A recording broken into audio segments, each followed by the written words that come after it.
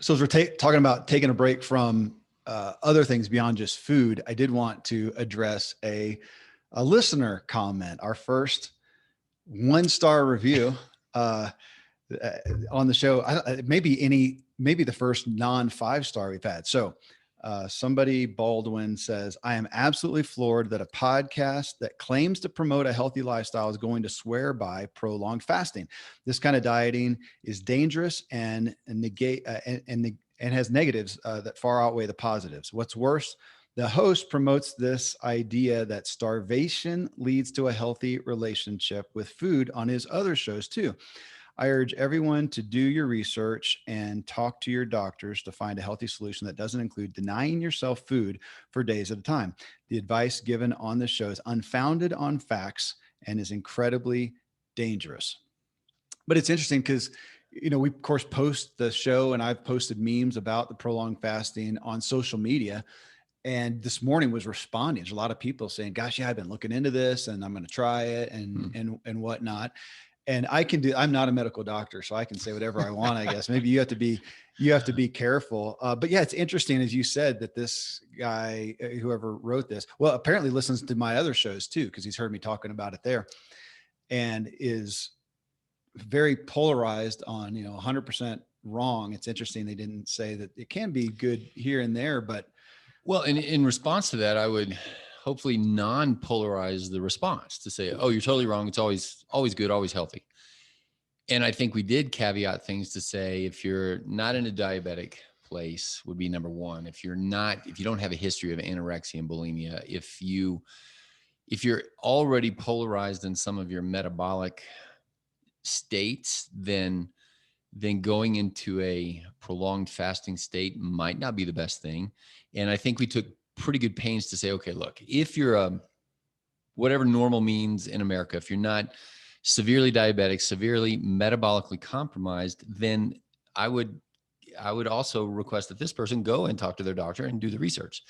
That the research is pretty compelling, that not only is the opposite of what they said true, meaning we are overfed and under emptied. It is good to give the body time of emptiness, and to call it starvation is just, that's a polarizing, sensational word. Yeah. And we said, even if it's one day, if somebody came to Kevin Miller and said, I'm going to make you not eat for one day, you have to sit in this room, you're not allowed to eat, that would be bad. But if you woke up and said, I'm going to choose to not eat today, it's a completely different mindset experience and body experience. So, well, and for him to say it's unfounded on facts and incredibly dangerous, who would you recommend? So like Dr. Jason Fung, what's his book on fasting? Yeah, well, he now has 3. So the obesity code, diabetes code, and the cancer code. And the theme there is kind of what I just said. The biochemical reality of what happens when you don't eat is a good thing. Yeah. If you're going into prolonged fasting, there is such a thing as starvation and starving to death. Don't do that. Is that a day or 2 or 3 or 10 or 20? And another place of resource is truenorth.com. I don't think it's truenorth.com will send you to somewhere else, but Dr. Goldhammer, and it's True North hospitals. And now there's 2 hospitals, and you pay a lot of money to go to a hospital for them to not feed you, but it's medically supervised fasting. The shortest is 7 days, up to 40 days. So and if this person's going to write an opinion with no references, then it's just an opinion. And whereas we want to respect the opinion, I think the opinion is wrong. And there's plenty of references for the value and the safety of intermittent fasting for sure, and prolonged fasting. I was going to say, for him to say unfounded, I feel like that was, it's an unfounded. That was a disappointing choice to say that, because I would say that's absolutely untrue. And go look at Dr. Jason Fung. Go look at, if you want docs, go look at Mark Hyman, Dr. Mercola, look at Walter Longo, look at fasting. They will all be in support of what we've brought the message, forward about. Dave Osprey just came out with a book on fasting. Can't remember what it is. He's real well. He's not a doc, I don't think. but he's the bulletproof coffee guy and has now just become a health and wellness personality. And he's just come out with a book on fasting. They're doing so much. And again, that's Jason Fung coming out talking about it in regards to cancer specifically. So I felt like we were messengers on this, trying to share the experience, not coming in with some new information. This info's out there. We're just sharing our experience and Yeah. trying to help bridge the gap to people who we keep calling ourselves normal. To the audience of people who would be in a inspiring, I want to do a little bit better kind of a thing, then I feel very confident in saying, well, yeah, lean into this. Well, and I don't want to miss what you said that, okay, but if you have, whatever diabetes or whatever, and you're compromised, that belies the statement that we still will make that in wellness, we should be able to healthfully abstain from food, one, and two, it's a benefit. It will Yes, benefit your cells, your health, your wellness. which is a great segue. A great segue. So yeah, coming off of that, folks, I'll give you the story. So we've been talking about prolonged fasting. I think we had even done that show, and then I went on I call it a getaway, whatever, with my wife. So we went to a resort in Florida, went to the beach, whatever, spent a week together. So that was one kind of a sabbatical, if you want to say, from family. That was a vacation from work and from family. And we focused then some on our marriage and just on having fun. So that happened. And then I spontaneously, because I have a book due at the end, 3 days now, manuscript. And I had so much already done, but I had so much to put together. I spontaneously, because my sister lives there and they were out of their house, we decided to let me take a writing getaway. And I stayed for 2 weeks. I've never done that, been away from my family for that long or been alone. So I got 2 weeks almost entirely alone. Now I was writing. I mean, I get up in the morning and I wrote thousands and thousands of words and put together a book, but I would take off in the middle of the day or the morning and go run along the waterway and see the dolphins and think and ponder. And it's just me. And I would go every night I'd bike 2 miles to the beach and watch the sunset with a glass of wine. And I just had this time alone, and it was so profound. And I took in information. Of course, I'm thinking about the book and thinking about so much of the culmination of the information that I've gotten over the years. And I really felt like I've got some new perspectives that I'm going to take forth from this. It was like, and the idea of a reset came on. And that's where I thought about that. We so often talk about reboot, right? We got to reboot, just like a computer, your smartphone. Sometimes it gets bogged down, just, shut it down and reboot. But I thought this doesn't feel like this. This feels like, and that's when I had that epiphany of it's an OS, an operating system upgrade. So we all have that when your phone, your computer, whatever says, okay, we've got an upgrade, but you're going to have to close down all the programs, shut the computer down. When you turn it back on, it's not an immediate reboot. And depending on people's experience, I mean, I've had, especially back years ago, sometimes the phone would take half an hour to regenerate with a new program. And I thought, that's what I'm thinking. That's what I'm feeling. And it was during that time, I saw a post by Stephen Kotler, who is the author of The Art of Impossible, I think was his new book, but he also has a book out recently with Peter Diamandis called The Future is Faster Than You Think. And I had him on one of my shows not long ago, and I saw a post from him, and he talks a lot about solitude, about getting away by yourself. But we say that and we think, you got to go. We had a friend, Todd, who went to a monastery, and he really did that. I wasn't doing that, man. I was riding and running and out in the sun and getting great food and wine and thinking. I mean, it was a very inspiring time. But he talked about, getting away, and it gives our emotions a break. That's what stuck out to me. An emotional fast. Yeah. It was because I didn't have anybody. My wife was not there, and God bless her with all the goodness. There's also, there's always challenge and tension in relationships, and even just when duty. You told me about that, that's exactly what you just said. Was I haven't fasted from home ownership, chores, yeah, bills, taxes, just even the subtle awareness of that. And the other big one is I haven't fasted from fatherhood, because even on vacation, especially with a young family, Oh my God. it's like triple It's fatherhood. maximized. Yeah. Remember what we talked about with camping? Camping, everything's just hotter, colder, wetter, dirtier. It's like it's not a break. Well, with family at least. I get daddier, right? Yeah. You just, and at the end of the day, you love it, and the stories and the memories are great, and that's why we're doing it, and that's part of the medicine of true life. I was just saying, so because you're getting ready to go on the Florida thing, you could almost say it's not a vacation; it is an experience. What are you doing? Correct. We're going to go on a family experience for a week, and at the end of it, you're going to be beat. I'm gonna, yeah. And I have learned also to not come back the day before work. So I just, whatever the cost is, either less time on your trip or whatever, but we're coming back. A day buffer. 2 days of buffer. Yeah. To have, and I did that by accident one time because I made the wrong plane reservations. You remember that story? It was traumatic that I made that mistake. But in the end, I'm so grateful that we actually came back 3 days early from a big trip, and recognizing, like what you say, the reboot, reset, but there's another layer of something there that not only am I guilty of, but now here you are on the other side of this experience. And I was going to bring it up when we were talking about it earlier, but I'm going to bring up you and Steve Smith and the whitewater story. Yeah. And you wanting to say, but I want to eat, think, live, breathe in such a way as to always be in the whitewater, to be.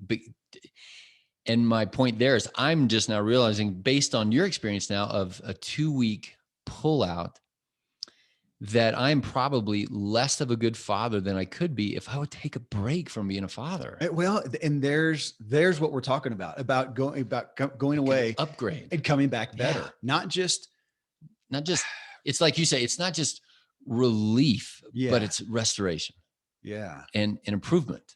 Yeah. Not just, I can come back and endure more fatheringness, but no, I've got more insight. I've just thought about my kids in a different way and my own self in a different way. And I come back as a different person to their benefit. Yeah. Yeah. Having that.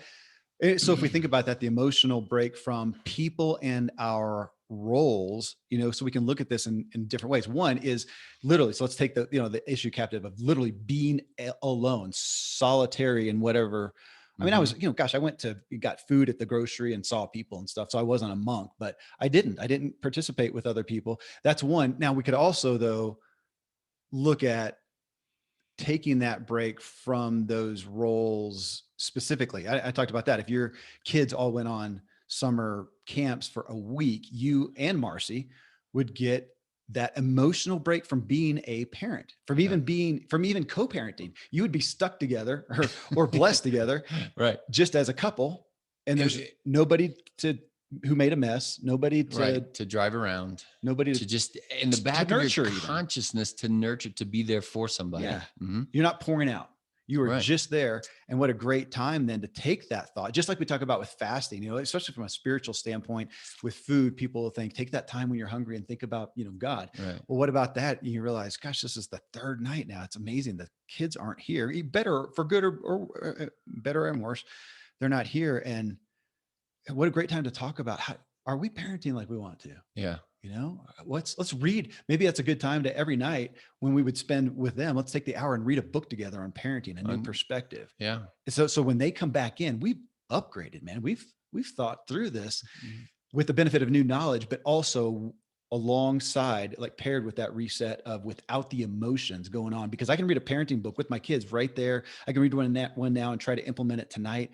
But I think we so often miss really rooting it in and seeding it in and saying, okay, I'm going to come forward with a different perspective and an upgrade. Right. Notice how we're struggling to find the words here. Well, it's a new thought. I haven't had the thought, and it's not very cultural. And it's not concrete. Our culture is very concrete. Like, okay, how do I measure my parenting effectiveness? Like I'm 72% and I'm going to go do a study with Kevin Miller and come back at 75% effectiveness. And there's never going to be those words.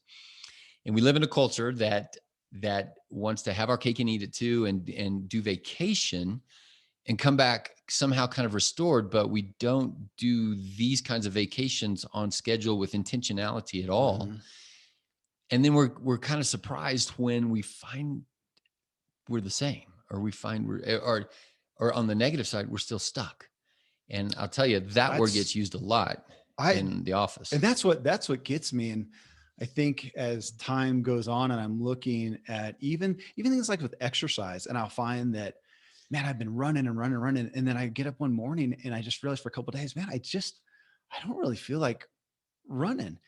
And I've gotten to the point of going, okay, then don't go ride. Now I'm going to still exercise, and I start riding, and I ride a bunch, or I can start doing the rowing machine, or I'm just going to do weights, and I may do it for the next 3 months and not do, cardio at all, and give myself that break. But in our primary roles every day, you come in and doctor. Running. Yeah. You come in and doctor. Every day you are spousing. Yeah. Every day you are parenting. I don't know how to shift that cyclically like I can different exercising on those. I don't know what to do, but can you give yourself a break emotionally from that? Now, and I want to talk about time, because we talked about even with prolonged fasting, in a sense, from food. Mm-hmm. So if we take that one, is it fair to say really anything like 36 hours is prolonged fast, not intermittent fasting, not a delay, but going from one meal, give an entire day and that night? Is that fair? Like 36 hours, would you call it? There's no official line, but yes. But beneficial, like a autophagy and giving your cells a break. Well, just like it's such a hard, I mean, the answer is going to be yes, but just like you did a 2-week thing. And I would say, well, can I do that in 2 days? And you say, well, no, you're right. But I want to make it, I'm striving to make it palatable though. Cause I've heard people, I know Michael Hyatt, a lot of people know Michael Hyatt. He's, acclaimed author of so many books and a leader. So he's buddies with my dad. So I was just with my dad, and he said, yeah, Michael's going on, I don't know if he used the word sabbatical, but he's taken 3 months off of work. Well, for one, he doesn't need much more money ever. Right. He can't afford that. He can't afford that. He has a team. He can do that. And so I listen to that and go, well, it has no relation to my life. Right. And even me talking about 2 weeks away, I realize most people cannot do that. They don't have that kind of job. Yeah. Now I was able to maintain my work, and I did. I still produce shows, and if people are listening, they heard some of the shows because sorry, I'm in Florida and the audio is messed up. So I was able to do that. That's not realistic for most people. My wife just dealt with kids, and a lot of people, their spouse is not equipped, doesn't have the time or ability or willingness to do that as well. Mm-hmm. But can you get a benefit from an emotional break from a long weekend and figure out how to not have your kids, or to get away? Well, so my wife was just gone. She's been gone for a week. She did her own getaway. I got a spouse getaway. I've not been a spouse. Now, with all the benefits, there's still pouring out to be a spouse. Yeah. I've gotten a getaway from that, even though I'm taking care of work and kids and everything. And it's an emotional break from that relationship that I can think about it and come back better. Work is. To me, this is if people come in and say, I read that blueberries are really healthy. So for the last year, I've had blueberries every day. Right. And we'll say, well, okay, but that means you're not getting a benefit from raspberries. And you also have too much blueberries. There's the fact that hunger is the best cook. Hunger or absence makes the heart grow fonder. There's fasting isn't nothingness. You are creating the biochemistry of resiliency without food in this moment in time. And a relationship with your spouse is not a 24/7 relationship. There is this separateness. You still have to know how to be married 2 weeks apart. Yeah. There's still that. All of that is what I think we would look into as wholesomeness, holistic, becoming whole. Yeah. And we are so fractionated. We lose ourselves in the fractions of, okay, I got a parent, I got a father, I got a coach is a part of our lives. There's the coaching piece that's always there. You got to organize, got to arrange, got to plan, et cetera, et cetera, et cetera, et cetera, that there's never I don't know. In fact, a patient today said, I don't know. Wait, maybe that was with you. I don't know who I would be without this. Well, oh, no. It was a patient who has an adult child that is Handicap? dependent. Yeah. Yeah. So cerebral palsy, I think. So this adult person who is now in their late 50s, early 60s, Yeah. who will be the parent, primary caregiver until she dies, but they have not orchestrated a Sabbath. Yeah. And she came to the point and said, I don't know who I am without this. And whereas that's great and you're a good mom and all those kind of things, you're less of who you could be, even to the benefit of that child. That's it. So we're, again, not to hold this up, even like that. Are you going to be, are you lesser because you don't go prolonged fast? No, you're just missing out on another opportunity of health and wellness that could add to your life. And I am too. I'm missing out on I'm never going to arrive. So here's another one of saying and I like what you said, going back to, could you be a better father? So as a service to your kids, could you be a better father if you got 3 days break from being a father, or a week break, or whatever? Same thing with a spouse, and again, we're hitting these individually if you're not able to get away alone, which I want to come back to. But you also just talked about the blueberries, having those every day. So James Clear's book, Atomic Habits, one of the best-selling books of our current time right now, and a great book. But our propensity, even there, I think something to be aware of, though, our propensity there, though, is to look for, okay, I'm going to create the perfect day. Right.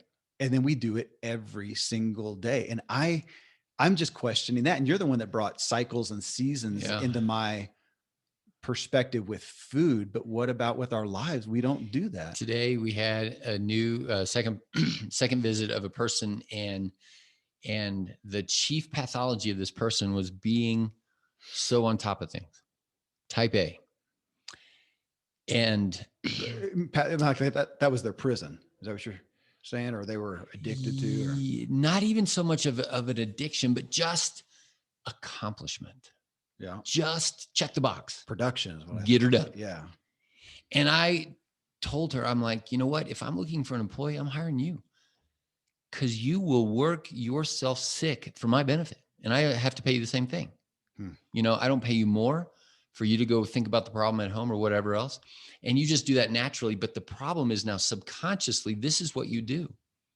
And so it's a great talent. But the analogy is, you are great at exercising your right bicep. You can pick that thing up and you can go. But when the task calls for the left bicep, when the task calls for you to exercise your parasympathetic tone and how to rest and digest and be content in a room by yourself, not having a dumbbell to lift with your right hand, like this is and that's where I was using the words that we don't have good words for this. Yeah. Because it's not a concrete dumbbell. And people like that, like you and I used to be, this doesn't feel good. I'm wasting time. Yeah. I think about you and your son. You flopped a book down in front of him when he was just sitting there staring out the window one day. And you're like, why don't you read something? I said, don't just sit there, do something. And later came to don't just do something, sit there. Yeah. It's back to the whitewater thing. That's been my ignorance, my addiction, my propensity, whatever, for so long. And now realizing, oh my gosh, I'm starting. You're less of what you could be. Yeah. If we had been smartly doing that through our own stories than we are right now. So it's not to shame ourselves or other people. It's to say, oh, awareness is now there. So how can I be becoming 53 in a better state of well-being than I was at 52? Yes. And the big differentiating factor with this conversation over, for me, my opinion, my experience as a doctor. As a doctor, with fasting from food, I still don't like that. I don't enjoy that. This fasting though, I adore. I mean, it was great. I mean, look, my 2-week fast was awesome. Now I say that though, and I know that there are people listening, because I know people in my life who admittedly say, I don't want to be by myself. I don't like to be by myself. Help me hit on that, because I also don't feel like it's fair for me to say, because it's really easy to say, well, that's pathology. That's wrong. You should be, you may have self-image problems, you have whatever. And I don't think that that's all fair. I think there is some value, again, kind of like we should be able to eat or to go abstain for food healthily, that there should be some health and wellness in being able to be alone. But I don't want to just polarize that statement Agreed. either. Okay. And we can use that also with a lot of the medical things that we've said. For example, a few years ago, we didn't come out to everybody and say, well, you should be able to go run barefoot. Right. Because I don't like to run barefoot either, because it's cold and there's lots of rocks out there, and I don't run in grass. And so, or the person's foot isn't trained. It's so untrained that they'll never do it. Here's an even more concrete example. Like, we were just sitting there imagining ourselves as a better person if we could do this vacation thing that you're talking about. But sometimes the job won't let us, and those kind of things. So it's like a person in a wheelchair who just had their legs chopped off. There's not much point in imagining what it would be like to be able to run. Okay. Yeah. Right. So there's hard and fast rules and lines. And if you're a insulin dependent diabetic or whatever, then you probably are still going to be an insulin dependent diabetic, despite all of these other kind of things that we do. And so that's where everything has to be said with grace. But I would back up and say any human on the planet can take a stab at leaning into barefoot walking and give your body a chance. And the person who is a type 1 or an insulin dependent diabetic has a chance of curing that. Mm-hmm. It's not unreasonable to lean into this with grace and with tempered hope, wise hope. I mean, that's what life is, right? Yeah. I don't demand to make more money next year, but I can lean into what would it take to be more efficient or something. And that, I think, is what we're saying with these kind of sabbaticals, is to say, it is very real that you have experienced right now coming back as a better father from 2 weeks of not seeing your kids. And we can all kind of sense that. And I know the same is true physiologically from food and from other things.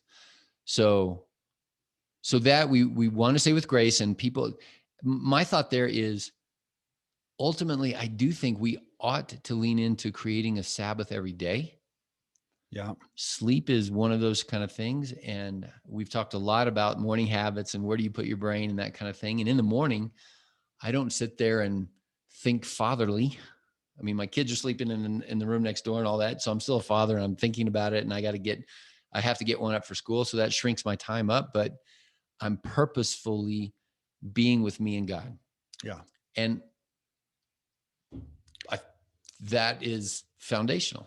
Well, and that's like meditating. If you can do a minute a day, 10 minutes a day, I got to do long periods of that, hours on the beach or whatever. But yes, I like your thing, whatever you can lean into. Because I realize talking about this is fairly untenable for the person who has a job with a finite amount of vacation days to say, man, I'm going to take up X amount just by myself and not with my family. And I get it. I get that. That's me too. That's our trip to Florida will be different than your trip to Florida. Oh my gosh. Yeah. We should catch what that is. Yeah. You could have, having the family experience. You could have an experience there. You could go have an experience and an investment in your marriage by doing it just with just with your wife. You could do something. I've done some adventures just with my kids, just me and my, kids and whatnot. So, whatever way you can lean it, work is, I don't know how to, either you're working or you're not. It's hard to take a break, from that, but to think creatively. If a couple were hearing this and to think creatively, how can we help each other do this? I mean, could you even go and say, look, how about if we take this week and half the week, I'll do mornings with the kids, you do nights, and the other person gets a break, gets to sleep in or not deal with the morning rush. Mm-hmm. And the other one, gets to come home and literally not do that. And we talk about this openly with our kids of going, hey, we believe in this thing of health, so we're going to do this. It might be seem goofy, but go talk to your mom. Go talk to your mom. Yeah. Or when mommy comes in the door, even if you want to give her a hug, fine, but she's going to go upstairs and I'm going to do dinner and I'm going to do whatever. Can you let your spouse take a weekend and go away to an Airbnb, a hotel, we've done times or I have more than you, of going, oh, Randy's going to be gone for a week in Florida. Can I use your house, man? And I used your house for, I don't know if it was a week, but for days that was empty. So I spent nothing. I was right here in town and I got time away. But to give each other that, could you let your spouse go away and you do it? And if you're single parent, some of this started with our friend Jonathan Poole and his wife Jennifer. She Mm-hmm. runs a single moms ministry in Michigan, and she promoted Mommy Sabbatical, where they went together to help give resources to single moms to let them go away. And if they needed money, if they needed help watching the kids, whatever, to get them away to take care of themselves. And that Mm-hmm. was the kind of the slogan, was something around that of go away to fill yourself up so you can pour out better and more. Mm-hmm. And it's brilliant. We don't do that. So what are creative ways in these roles? And I think the primary ones of the four are in your work, with your work, your job, business, whatever, but with your work duties, as a spouse, as a parent, and then just the home chores maintenance. This is Mm-hmm. why we often do. Sometimes I think it's stupid. We're gonna go spend $1,500 for a few nights, 2 hours away in Colorado, Mm-hmm. trying to make home in somebody else's house. This is the dumbest thing ever, is what comes to mind. But the reality is, it's just different when we're not at our house dealing with our maintenance. My wife's not prone to go do laundry. I'm not prone to fix something. I'm not going to clean the toilet. Right. Whatever. Right. It's different break. And on that, with this, even changing your place, like, if you have your morning time, could you go have it somewhere different just to change your frame of mind? I think that's why some people like coffee shops and stuff, just to get in Mm-hmm. a different environment. I like, with the warming of the weather, I'm so cherishing to have coffee outside. Yeah. And I like to pace and read. And so I can do that outside. One of the, as you talk about work and those kind of things, I would lay a special encouragement in there to moms. Yeah. Because in our culture, more so than dads, because they are always on. Yeah. I agree. And the second group there is to ministers. They are also always on, and especially in the missionary kind of side of things. And in the clinic, we've dealt with a lot of people suffering from trauma of living in that world of the fishbowl, and you're always on. The expectations are high. You can never not answer the phone, right? There's that layer of expectation. And so let me do my quote from Mother Teresa. Yeah. Yeah. And so she's in India, and I think I learned this from Steve Smith too. And she said, okay, if you're going to come work here, if you're going to come work for me, essentially, then you can come into the slums of Calcutta. But one day, especially if you're Western, that mindset and that culture, where one day per week, you must leave. You must leave. One full day per week. You get up and you are gone to somewhere else. And then 1 week, a 5-day period, a business week per month, you must leave. So 3 weeks on, 1 week off. And your job during Monday through Friday is to go and they would do training. Go to that center over there, read, study, and 1 month per year, you must go away. Awesome. And I thought, if I knew that 1 week per month, I had even just a 4-day weekend every month, just thinking about that gives me, I could handle anything. If I knew that 1 month per year I had a sabbatical, and it was, July, and we're going to go somewhere for a week, and then we're going to write books or talk or think or whatever for a week, it would feel so incredibly luxurious. And I think most people would be able to work easily from 65 to 75. So that more than pays for any of the time lost from work. Why don't we do that? Other cultures do that. Yeah. And we shame ourselves for needing a vacation or needing whatever else. You on the other cultures. I remember when I worked with a cycling manufacturer. It's a US based company, and they have an office in Switzerland. It was right on the border, or what would it be? Switzerland, Italy? In Italy. Italy, right on the border there. And they had an office there. So they have executives and everything.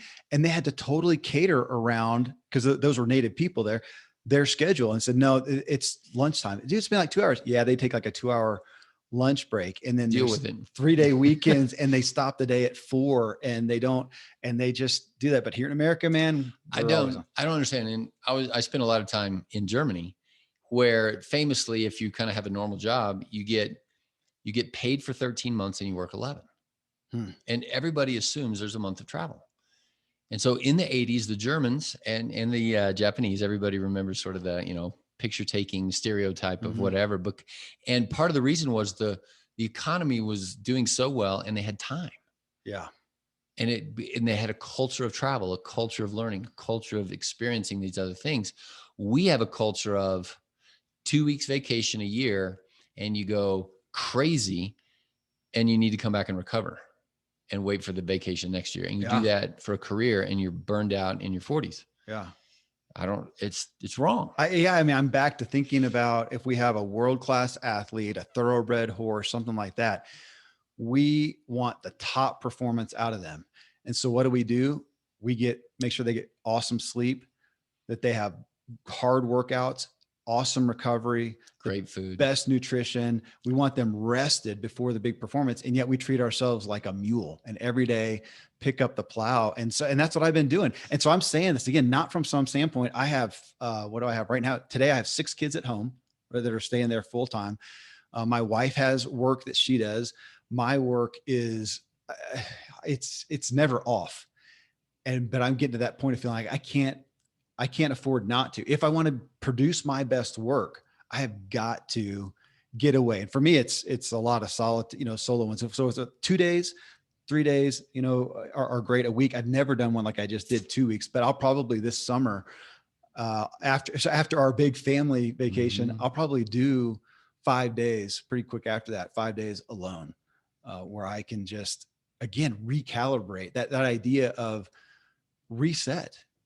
I was thinking about that too. We take in even those us. Well, keep using your upgrade word. Okay. Because reset is You're right. used Okay. too much in the functional world. Let's do upgrade. Operating system upgrade. Because I think that we're doing that because every day we get up and we have that devotion time. We take in input, or whatever we're doing. We take in input. We read a book. We listen to a blog, our podcast. We take in this stuff, but we're taking in and taking in. And that's what made me think about the smartphone analogy of, we can put more apps on and fill it up, and it can do more things. It is more capable, but it's not an upgrade. The upgrade says shut everything down. Isn't it also fair to say too, that the more you put in there without doing that, it gets gummed up. Yeah. Yeah. It gets hung up, and then you have to do a reset. We could probably call the reset the medical side of things. Like, goodness gracious, you are now pathological. But in order for you to even use all those programs better, not the apps on top of things, but the operating system needs an upgrade. And we are built that way, as I think created in the image of God. We are built not as declining individuals, but when you put time and vulnerability and effort and investment into yourself, we are built for upgrade, to increase productivity, creativity, and the fruits of the Spirit, to be becoming more gentle, more kind, more loving. Like, I do believe that. That's what life is. That's what true life is to be becoming more of what God is calling us to be as spouse, father, parent, worker, creative person, and all of these fronts. And I relish that. It reminds me, some of this on the individual, it reminds me of some focus on the individuality of us that I think that we lose, especially those with families. And I'm not minimizing the role of a spouse and a father and a boss or an employer, whatever. We're maximizing it. To be becoming better at those things. Yes. By saying I'm a self. Yeah. And I need to be a self. There's, I don't know if this is totally inspiring, but I literally sent this to my family today as we are talking about this vernacular. A guy, Hunter Thompson, he's an author, and he wrote, "We are all alone. We're born alone. We die alone. And in spite of the true romance magazines, we shall all someday look back on our lives and see that in spite of our company, we were alone the whole way. I don't mean to say lonely, at least not all the time, but essentially and finally alone. This is what makes your self-respect so important. And I don't see how you can respect yourself if you must look in the hearts and minds of others for your happiness." Yeah. There's a lot you can read in there, but that part of I went away and I got to look and say, who's Kevin? What do I think, believe? What do I want to be? Back to your thing. What do I want to be becoming? I want to upgrade. I want to not just reboot and refresh a little bit. I want to change. And we take so much in. When do we step aside for a long enough time, whatever that is, and say, I'm upgrading. I'm going to come back and be a different parent, or a parent in a better way. Yeah. And this is a tangible difference. I want a spouse different. I want to work different. I want to shift again, that to that actual change. We think we grow and evolve, but to do an actual upgrade is rare. Is rare, is valuable. I'm inspired. So I'm in endeavor. We got our summer plans hammered out. And so I told Marcy, both of us need this fall in the mud months, right? There's nothing outdoorsy is like, it would probably go to the Mount Princeton Hot Springs to do something like that, but alone. Yeah. We need to do it together for our marriage too, but we've never done the alone thing on purpose. So I think that would be good for us to do. Me too.